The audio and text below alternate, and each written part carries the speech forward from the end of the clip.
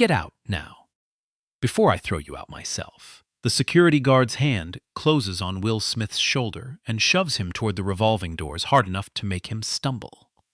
"You people can't read? This is the Ashford Crown, not a homeless shelter." A second guard sneers at the worn work boots. "That shirt's too cheap for this floor, old man." Behind the front desk, a young woman lifts her phone and starts filming, biting her lip to keep from laughing. The assistant manager circles him slowly, like a buyer inspecting livestock. "Trash belongs in the alley, sweetheart." He says nothing. He just stands there in his $38 boots, holding a gym bag in one hand. In exactly 4 minutes, every single person laughing at this man will lose their job. But let's go back to where it began. The boardroom on the 42nd floor of the Pemberton Tower in downtown Atlanta smelled like fresh coffee and old money. 23 executives sat around a slab of black walnut, so long it had been craned in through a window during construction. Outside the glass, the morning haze was burning off Peachtree Street. None of them noticed the quiet man at the far end of the table. He wore a charcoal suit that fit, but only just. His tie was a plain navy knit, the kind you buy in a 3-pack. He had not spoken in 19 minutes, and the longer he stayed silent, the more the room forgot he was the reason they were all there. His name was Will Smith. He was 56 years old. A regional director named Hugh Lassiter was talking, and Hugh believed, the way some men believe in gravity, that the deal on the table belonged to people who looked like Hugh. He clicked to the next slide. He gestured at a number projected on the wall, $2,800,000,000, as if he had personally earned every cent of it. He had not.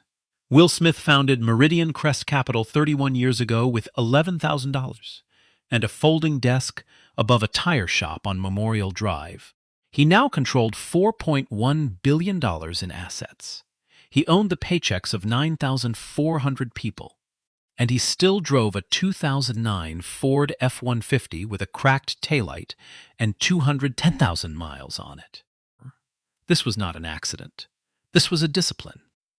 Adrienne Cole slipped into the chair beside him without a sound. She had been his chief of staff for 14 years, and she could read his silence the way a sailor reads weather. "You're doing the faraway thing," she said softly. "You only do it when you're about to make my afternoon difficult." The acquisition of Sterling Hospitality Group would close at 3 o'clock that afternoon.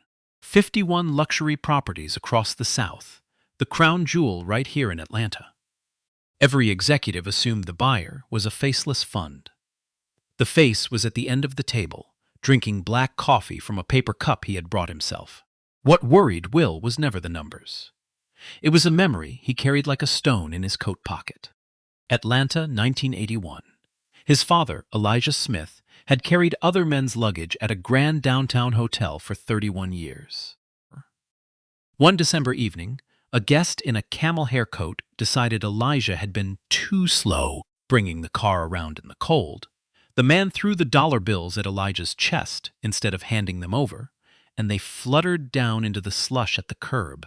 He called Elijah, a name in front of a full lobby, and Elijah, 52 years old, bent down in his good wool coat and picked the wet bills up out of the dirty snow. Because a man with a wife and a mortgage and no options does not get to keep his pride. 11-year-old Will watched the whole thing through the brass-framed glass of the lobby doors. His father never spoke of it, but something went out of the man's eyes that night and never came back on. Elijah died 7 years later of a heart simply asked to carry too much. Not one person from the hotel came to the funeral. At the graveside, 25 years old and shaking, Will made a promise. He would build something so big it could reach back into rooms like that one, and no man working for him would ever pick money up out of the snow. "The Ashford Crown," Adrienne said. It was not a question. "You sign at 3. You're going to walk in dressed like the maintenance crew and let them treat you however they're going to treat you. One day, Will, one of these goes bad." "They've all gone bad, Adrienne. That's the point."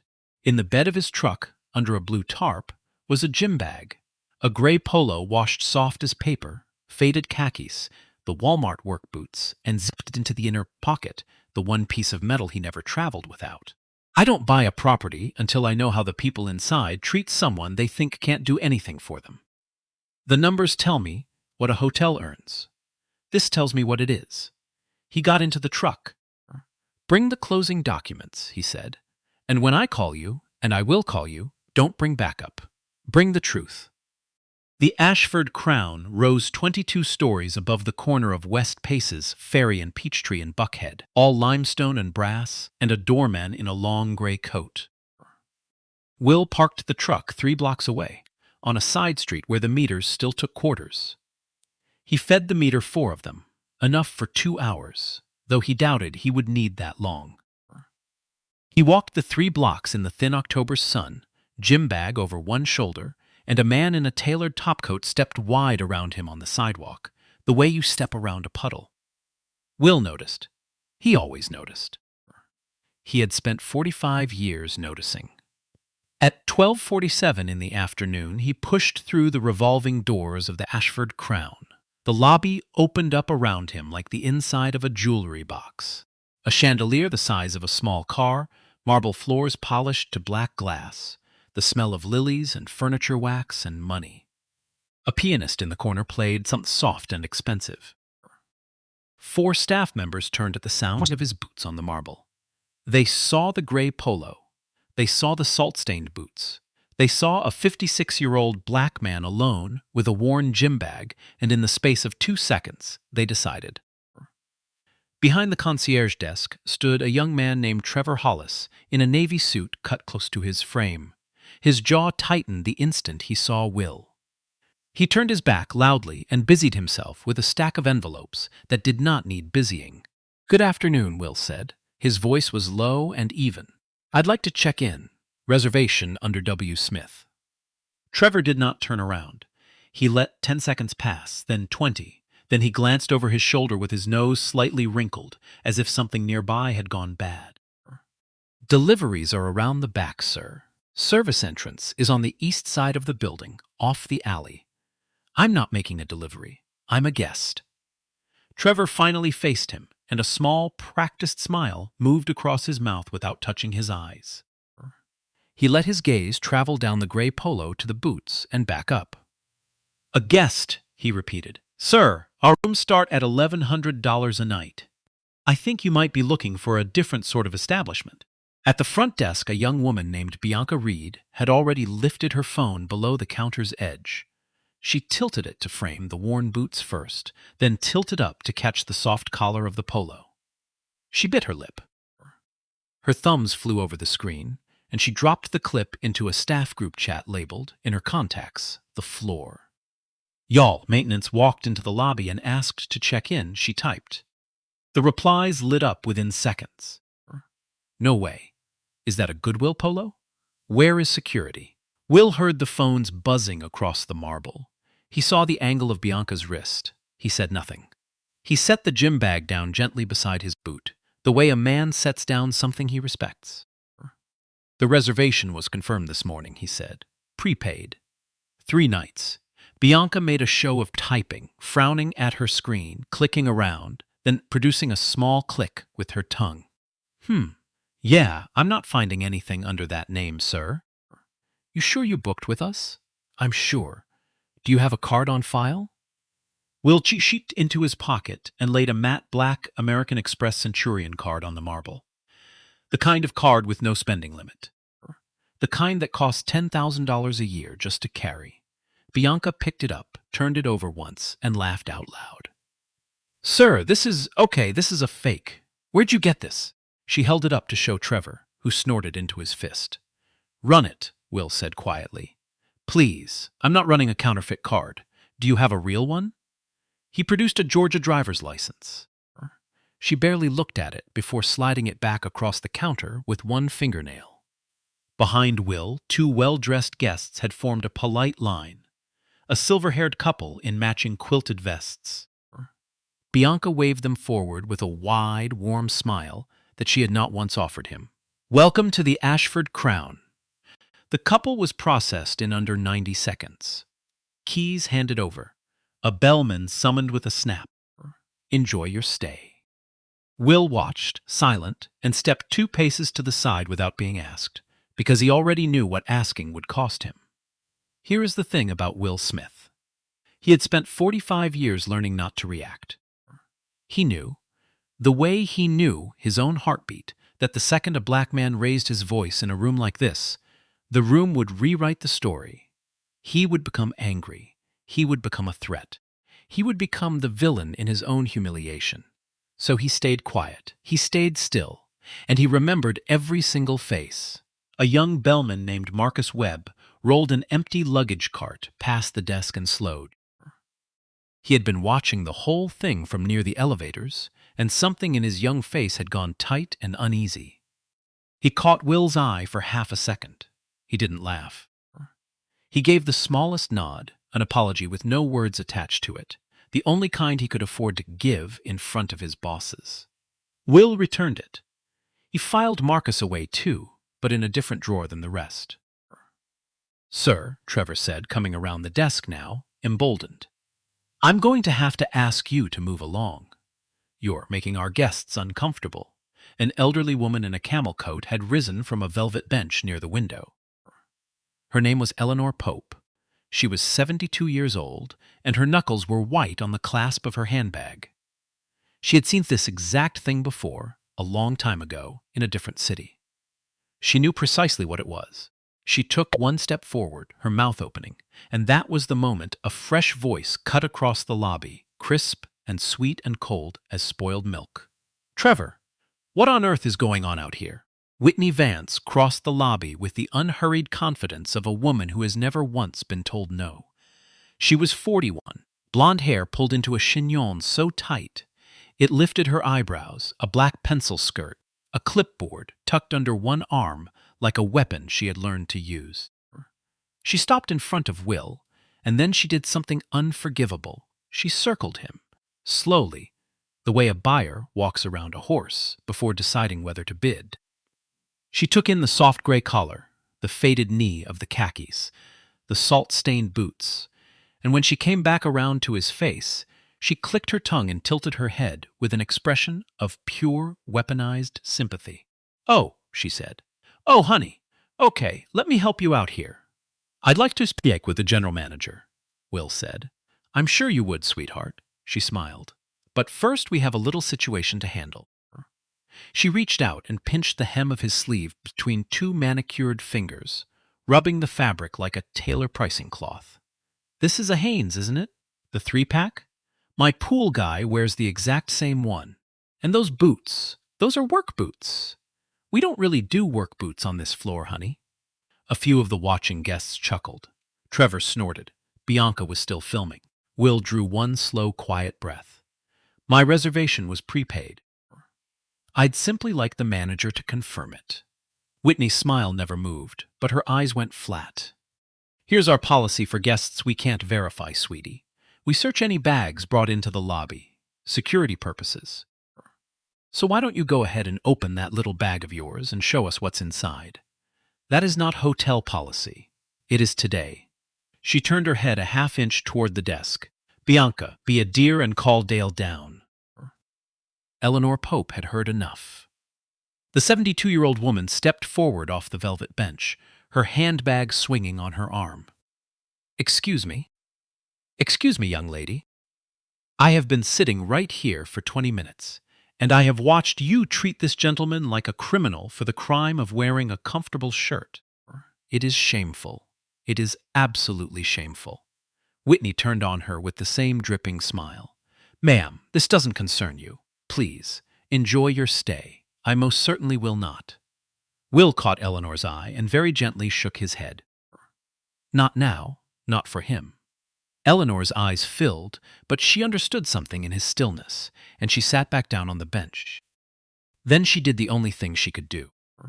She pulled out her own phone, and she began to film, not to mock, but to witness. Her hands were shaking with rage. "Sir," Trevor said, leaning in now, his voice dropping to something meaner than he would have used with a manager watching. But Whitney was right there, and Whitney was enjoying it, so he kept going. I'm going to be honest with you, man to man. People like you can't just walk into a place like this. You understand? You have to earn a room like this. You can't show up in a $10 shirt and expect us to treat you like one of our real guests. People like me, Will repeated. Not a question. A statement laid flat on the marble. Yeah, people who don't belong. A passing valet supervisor, a heavy-set man with a lanyard, slowed to take in the scene and grinned. I've seen better outfits on the night shift janitors, he said, and the staff laughed harder. Will's fingers curled for 1 second at his side, then relaxed. Because that sentence, the night shift janitors, those were men exactly like his father. Men who carried other people's comfort on their backs and went home with cracked hands and a bent spine and a name nobody bothered to learn. The valet had no idea he had just stepped on a grave. That was when the shadow filled the doorway behind Will. Dale Brunner was 6'4" and built like a refrigerator, with a shaved head and a thick neck and a security uniform that strained across his shoulders. He crossed the lobby in 6 long strides, his black boots making no sound on the marble, the way a man's boots only move when he has been trained to move that way. He stopped a foot from Will. His breath smelled of cold coffee and mint gum. Whitney gave him the smallest nod, like a chef sending out a plate. Sir, Dale said, we're walking out now. I haven't consented to leave. You don't get to consent in my lobby. Dale reached for the gym bag at Will's feet. Let's go. Do not touch my bag. Will's voice did not rise. You have no legal authority to search it. Legal authority. Dale let out a short, ugly bark of a laugh and looked back at the desk. You hear that? We got a lawyer in here. A lawyer in a Goodwill shirt. He bent down, seized the bag, and in one motion ripped the zipper open and turned it upside down over the marble. Everything hit the floor at once. The folded backup polo, a leather notebook worn smooth at the corners, 2 pens, a thin folder stamped confidential, sterling acquisition across the top in red, and a small object that rolled, caught the chandelier light, and skittered 3 feet across the marble before coming to rest against the leg of a velvet bench. A pocket watch, brass, dented. The crystal scratched from 40 years of being carried in a working man's apron. It was Elijah Smith's. It was the only thing Will's father had ever owned that was worth keeping, and the only thing of him that Will had left. The whole lobby went still. Will did not move. His hands stayed open at his sides, but something in his face changed. Not anger, something deeper and far more dangerous, the stillness that comes right before a thing breaks. Dale crouched, picked the watch up by its chain, and dangled it in the light. Well, where'd you lift this from, old man? That was my father's, Will said, very quietly. Sure it was. Dale opened his fingers. The pocket watch fell. It hit the marble with a small, sharp crack and rolled under the bench. Eleanor Pope was up before it stopped rolling. Eleanor Pope dropped to her knees on the cold marble, 72 years old, her camel coat pooling around her, and she reached under the velvet bench with a trembling hand. Her fingers closed around the brass pocket watch. She drew it out, cradled it in both palms like an injured bird, and carried it back across the lobby to where Will stood. She pressed it gently into his hand and folded his fingers over it with her own. I am so sorry, she whispered. Her eyes were wet. I'm getting every second of this. Every second. For the first time in the entire encounter, Will closed his eyes, just for one breath. Then he opened them, and they were steel. Dale Brunner was still crouched over the spilled belongings, and now he flipped open the red-stamped folder with one thick thumb. What's this, then? Confidential. Real important paperwork, huh? He read the first line. His jaw shifted. He turned to the second page, and the third, and something behind his eyes flickered. A small hesitation, the look of a man who has just felt the floor move under him. Whitney saw the flicker. Dale, it's nothing. He printed it off the internet. Get him out. That was when the general manager descended the grand staircase. Preston Caldwell was 58 years old. Silver hair, straight back. a charcoal suit that cost more than Marcus Webb made in 2 months. He came down the stairs the way men who have never been told no come downstairs, slowly, diagonally, as though the building were a coat he had chosen to wear that morning. He did not look at Will. He did not look at the watch in Will's hand, or the belongings strewn across his marble. He spoke only to Dale, and he spoke loudly, so the whole lobby would hear and be reassured. Dale, escort this man off the property immediately. I will not have another minute of this routine vagrancy, disturbing my paying guests. Routine vagrancy. The phrase landed on the marble like a dropped glass. Caldwell turned away, adjusting one cufflink, and tossed a final sentence over his shoulder as he moved toward the elevators.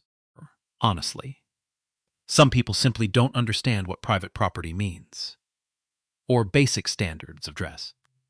Eleanor was crying openly now, her phone still raised, her whole arm shaking.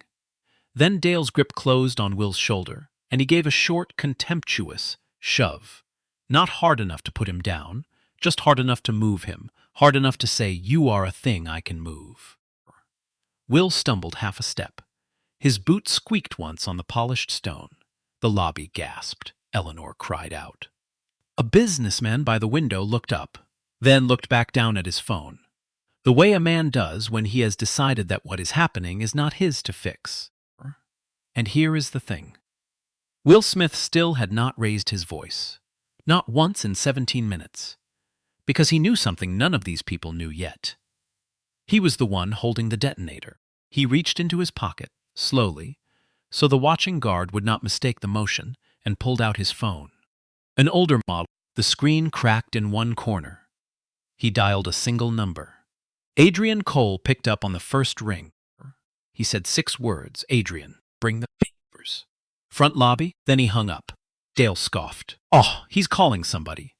"Who you calling, old man? Your caseworker?" Bianca cackled behind the desk. "Bring the papers," he says. "What papers? His food stamps?"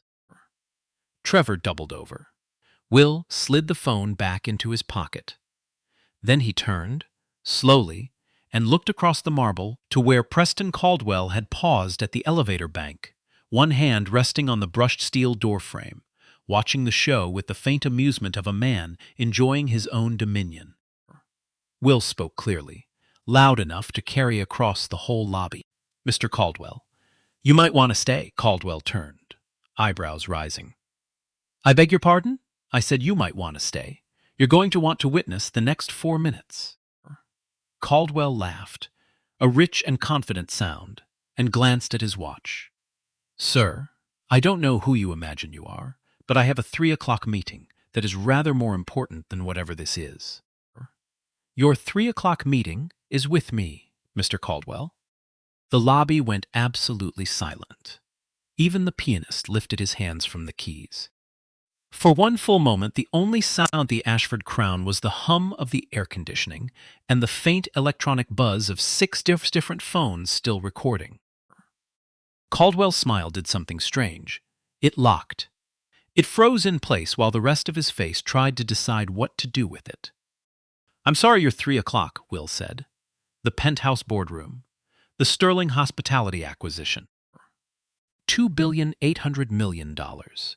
He paused. "That meeting is with me." Whitney Vance's clipboard slipped from under her arm. It hit the marble and skittered across the floor, and nobody moved to pick it up. Outside the revolving doors, 3 things began to happen at once. 3 black Cadillac Escalades pulled to the curb in a tight convoy, hazard lights ticking.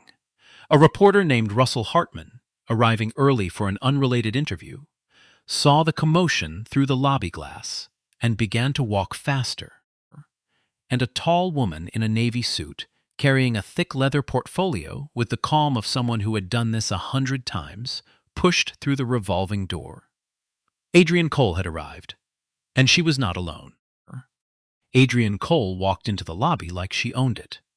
In about 10 minutes, she more or less would. Behind her came Jordan Reyes, general counsel for Meridian Crest Capital, a thick leather portfolio under his arm. Behind him, 2 board members in dark suits. Behind them, a communications director and a photographer. Russell Hartman, the reporter, slipped in last, his notebook already open, his pen already moving. The pianist did not start playing again. Adrian crossed straight to Will. She did not so much as glance at Dale Brunner, who had taken 3 full steps backward and let his hands drift away from his belt, his body understanding what his brain had not yet caught up to. She stopped in front of Will, and her sharp face softened into something private. "Mr. Smith," she said, "are you all right? Why are your things on the floor?" "Mr. Smith." The 2 words rang across the marble like a struck bell. Trevor Hollis made a small choking sound. Bianca's phone hung loose in her hand, still recording, her thumb gone slack. Whitney Vance's mouth was open, and nothing was coming out of it. At the elevator bank, Preston Caldwell had gone the color of skim milk. Adrian crouched to gather Will's belongings. Wills stopped her with one hand. "Leave them, Adrian," he said. "They're evidence now." Jordan Reyes stepped forward. He cleared his throat, and he spoke loudly and clearly, so that every phone in the lobby would catch every word. "For the record, and for the gentleman from the Atlanta Journal-Constitution I see arriving now." He nodded at Russell Hartman, who lifted his pen. "My name is Jordan Reyes. I am General Counsel for Meridian Crest Capital." The man standing in this lobby, whose bag was illegally searched, whose personal property was thrown onto your floor, and who was physically shoved by your head of security, is Mr. William Smith. He let it land. Mr. Smith is the founder, chairman, and chief executive officer of Meridian Crest Capital. Meridian manages $4.1 billion in assets. The lobby was dead quiet. These, he opened the portfolio and lifted out a thick-bound stack, are the closing documents for Meridian's acquisition of Sterling Hospitality Group. $2.8 billion. That deal signs at 3 o'clock today. In approximately 1 hour and 9 minutes, he turned slowly and looked directly at Caldwell. At which point, Mr. Caldwell, Mr. Smith will be the sole owner of Sterling Hospitality Group, all 51 properties, including this one, including the payroll, a pause, including your employment contract. He will be your landlord, your employer, and your boss.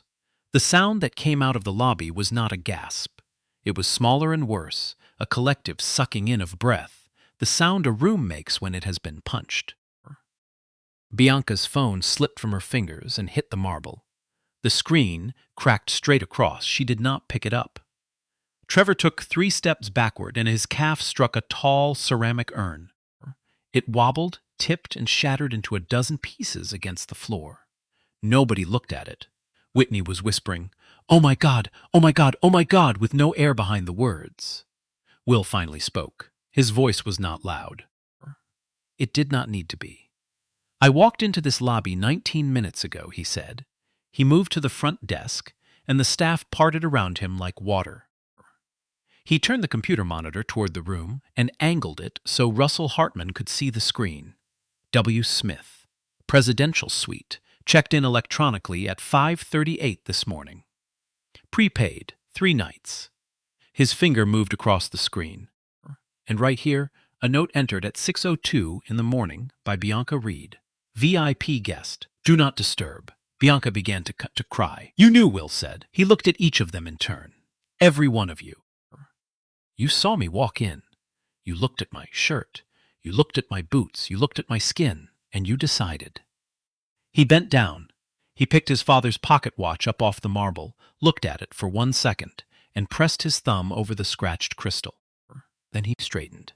"I am not angry," he said. "I am clear. And clarity is far worse for people like you than anger ever was."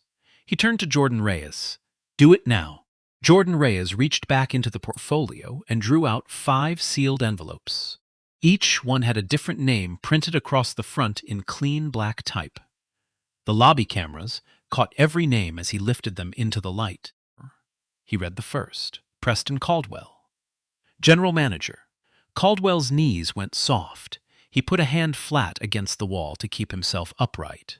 Jordan crossed the lobby, placed the envelope in Caldwell's slack hand, and folded the man's fingers around it. "Notice of termination for cause," Jordan said. "Effective immediately. Your building credentials, company vehicle, and corporate card are revoked as of this moment. The clawback of your $1.1 million retention bonus begins tomorrow morning, and a referral has been filed with the Georgia Commission on Equal Opportunity for a documented pattern of discrimination. Caldwell made a sound that was almost a laugh and mostly a sob. Mr. Smith, please, may I speak with you privately? One moment of your time. Will did not turn his head. No, Mr. Caldwell, you had 19 minutes to speak with me publicly. You chose how to spend them. Jordan moved on. Whitney Vance, Assistant General Manager. Whitney stumbled forward and caught Will's forearm with both hands. Mr. Smith, please. I have 2 kids. I didn't mean any of it. I swear to God, I was just doing my.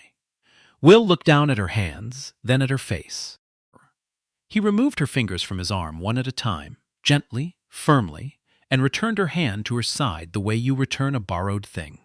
Miss Vance, he said, I have watched people speak to men like my father exactly the way you spoke to me for my entire life. You meant every word when you believed I could do nothing about it. Hearing it doesn't change the meaning. Whitney sank to her knees on the marble, sobbing. The photographer took one quiet frame. It would run in the Journal-Constitution by morning. Trevor Hollis, concierge. Trevor was already shaking his head. No, this is a misunderstanding. I was doing my job. Your job was to check in a guest, Will said. You performed for your coworkers instead. There's a difference, and you know it. Bianca Reed, front desk. Jordan bent and picked Bianca's cracked phone up off the marble. He held it out toward a uniformed officer who had just entered with her partner. They had been called 11 minutes earlier. Officer, this device contains a video filmed without consent in this lobby and distributed in a staff group chat to mock our chairman. It is now evidence in a pending civil rights matter. The officer slid the phone into an evidence bag, sealed it, and signed across the flap. Bianca whispered, please, I'll lose everything. Will looked at her, not with hatred, with something harder. Miss Reed, you recorded a stranger to humiliate him. That video is going to teach you what humiliation actually feels like. Learn from it. Jordan held up the last envelope. Dale Brunner, Director of Security, but Dale had already removed his own radio. He held it out at arm's length like a man surrendering a weapon. The officer stepped forward. Mr. Brunner, turn around. Hands behind your back. You're under arrest for simple battery, unlawful detainment, and theft by taking. That watch was your victim's property, and we have it on 6 cameras. The cuffs clicked shut. As Dale was walked past Will, he muttered something low and ugly under his breath. The officer's jaw tightened. Say that again for the report, Mr. Brunner. I'll wait. Will did not react. He nodded once. Tell it to a judge. The revolving door spat Dale out into the gray afternoon. 2 camera flashes went off on the sidewalk. Adrian stepped close to Will, her voice gentle. Sir, your 3 o'clock starts in 51 minutes. Will crossed to the velvet bench where Eleanor Pope still sat, shaking. He crouched down to her eye level, the pocket watch still in his hand. Thank you, he said, for everything you said, for everything you recorded. Eleanor's eyes spilled over. Honey, I'd have done it for anybody. I know, Will said. That's exactly why it mattered. He stood and looked across the ruined lobby, the shattered urn, the kneeling assistant manager, the weeping desk clerk, the cracked phone in an evidence bag. Then he looked at Marcus Webb, the young bellman, who had stood near the elevators through all of it, and never once laughed.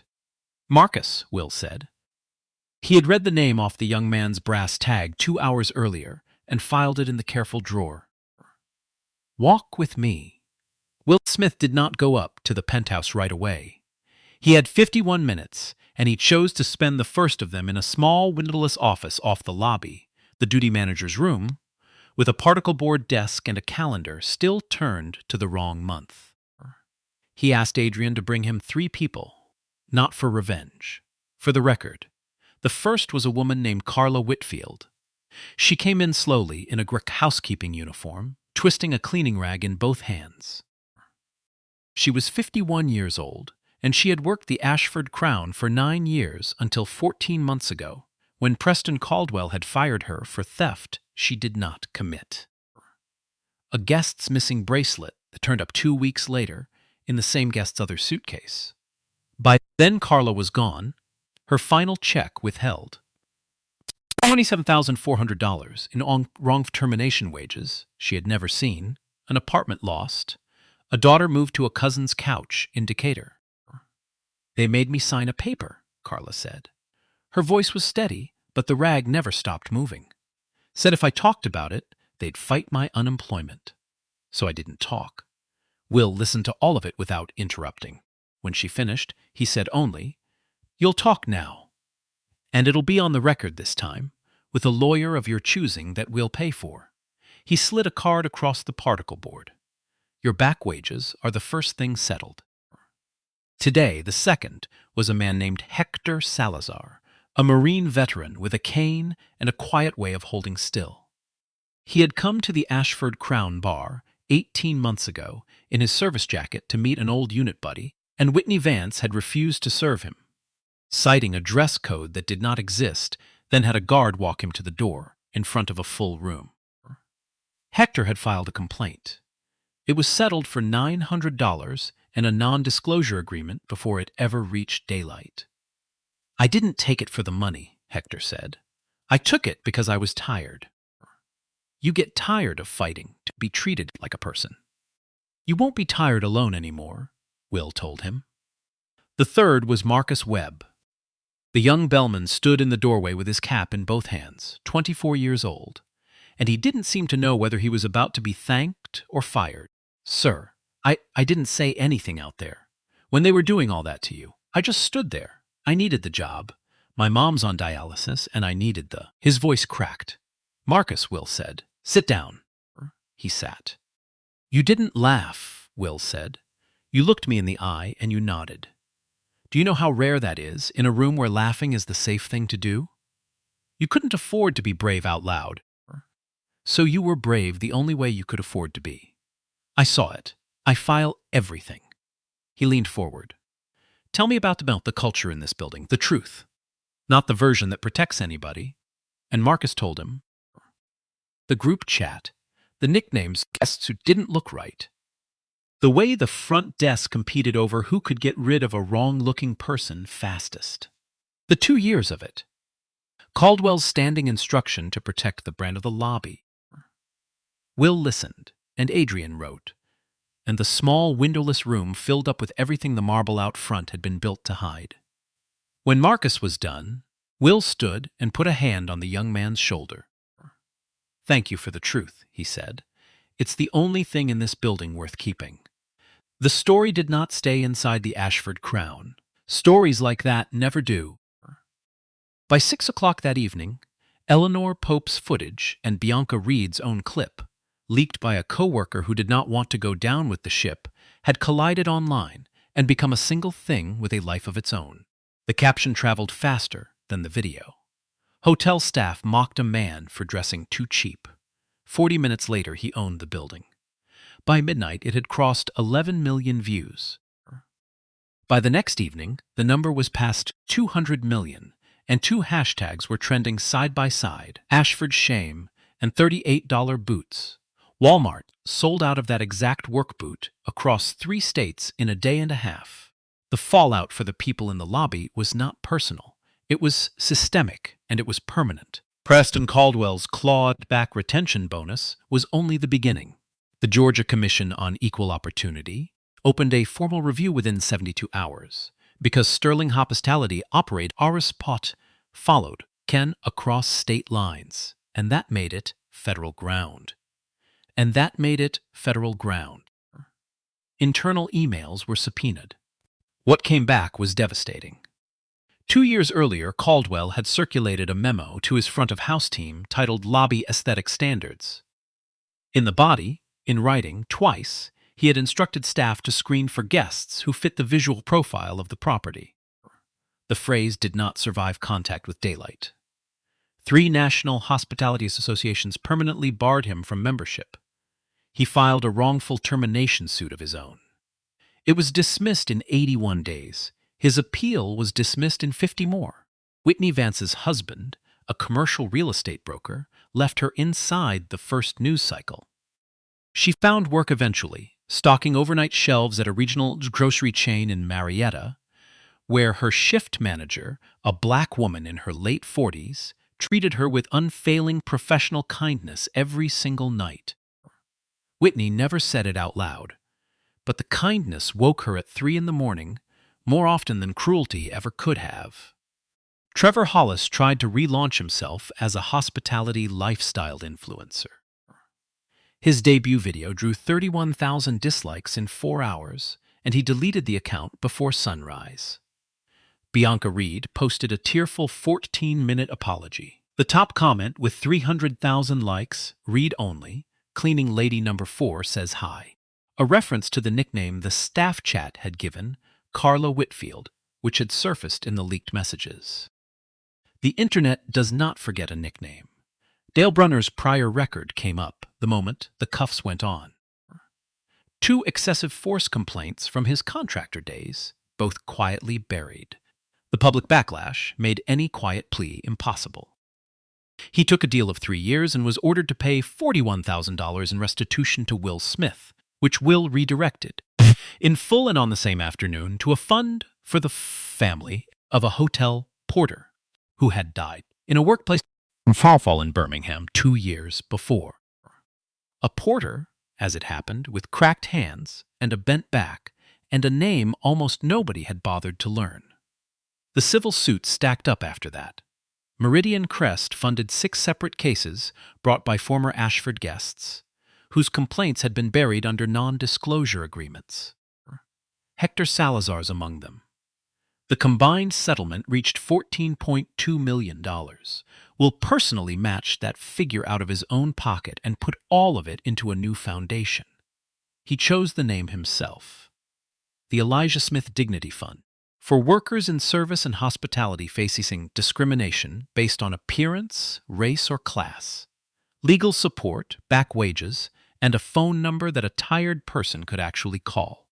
And the Ashford Crown itself went under audit. 204 staff positions were reviewed.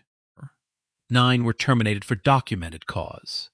Every remaining employee, most of them people of color, many of whom had endured Caldwell's regime for years in silence, was given a raise. A union recognition vote, which Caldwell had spent 4 years suffocating, passed 11 days later with 86% in favor. New anti-discrimination training was designed in direct consultation with the housekeepers who had cleaned those rooms for decades and had never once been asked their opinion about anything. Carla Whitfield was the first one they asked. 6 months later, the hotel on the corner of West Paces Ferry and Peachtree had a new name, spelled out in brushed bronze letters above the revolving doors. The Elijah Smith Crown. Inside the lobby, directly across from the front desk, the same desk where Trevor Hollis had once told a man in a gray polo to use the service entrance, hung a photograph in a gold frame 3 feet tall, lit softly from above. A man in a porter's uniform, in his mid-30s, holding a small boy on his hip outside a downtown hotel that no longer existed. Atlanta, 1974. Beneath it, a brass plaque read, Elijah Smith. Porter, 1929 to 1988. He carried this building before it knew his name. Beside it, in a smaller glass case, hung a soft gray Hanes polo washed nearly white and a pair of salt-stained work boots. The plaque under that one read, "Human dignity is not measured by the price of what a person wears. If you disagree, you do not work here." Every new employee was walked past those 2 cases on their first day and told the whole story. Today was the reopening. Will Smith came through the revolving doors at exactly 12:47 in the afternoon, the same time, to the minute, he had walked in 6 months before. Same gray polo, same faded khakis, same $38 boots. This time the entire lobby rose to its feet and applauded. Behind the front desk stood Carla Whitfield, 9 years of cleaning these rooms on the night shift, now in a crisp manager's blazer. Today she was the general manager of the flagship property. She held out a key card to him with both hands. "Mr. Smith, your presidential suite." Will looked at the card. He did not take it. Give it to the next housekeeper who works a double on Christmas Eve, he said. Comp it. Every Christmas Eve, every property we own. Forever. Carla's eyes welled. She nodded. Yes, sir. Marcus Webb was head concierge now, the brass nameplate new on his chest. Hector Salazar's portrait of his old unit hung in a renovated veterans lounge off the bar, the same bar he had once been walked out of. And Eleanor Pope had driven in from her daughter's place in Roswell for the occasion. Will crossed the lobby and embraced her in front of everyone, and the photograph of it ran in half a dozen Sunday papers the next morning. That night, Will did not take the suite. He asked for a simple king room on a middle floor, the kind his father might have cleaned. He sat at the window with the Atlanta skyline glowing below him, and the revolving doors below that, and the lobby below those, his father's lobby now, in everything but the year. He took the brass pocket watch out of his pocket and set it on the nightstand, the scratched crystal catching the lamplight. "We did it, Pop," he whispered. He cried. It was the only time in the whole story he did. The story I just told you is fiction. But the feeling Will Smith carried into that lobby is not. Millions of people live it every single day. The being looked through, the sir that means get out. The being told without a single slur that you do not belong here. That is the part that should make all of us sit up straight. Will's real weapon was never his money, or his lawyers, or the cameras outside.